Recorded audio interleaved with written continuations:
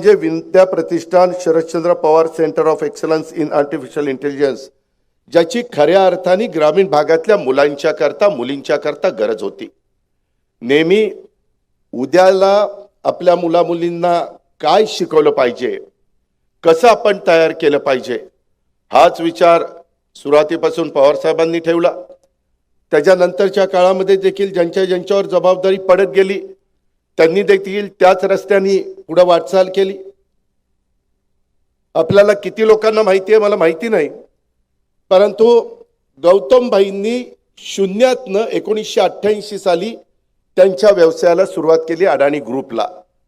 1988 ला आपण ही संस्था इथं आपली संस्था 72 ची, पण इथं जी जागा घेतली ती 90 ला आपण सुरू केलं।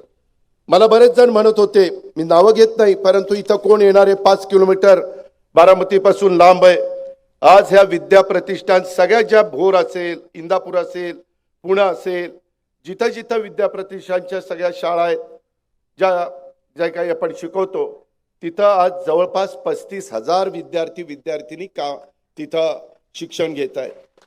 आणि मला वाटतं महाराष्ट्रात एवढी एकमेव संस्था आहे की एकाही मुलाकडनं किंवा मुलीकडनं या संस्थेने सुरुवातीपासून आजपर्यंत डोनेशन घेतलेलं नाही, 1 रुपया डोनेशन घेतलं नाही।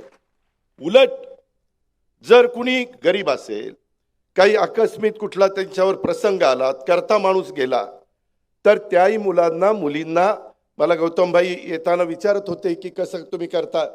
एक आपण कॉर्पस तयार केलेला आहे साहेबांनी आणि त्याच्या व्याजातनं आपण त्या मुलांना मुलींना शिकवत असतो, त्यांचं जे काही त्यांना घडवायचं असतं ते घडवण्याचं काम करत असतो।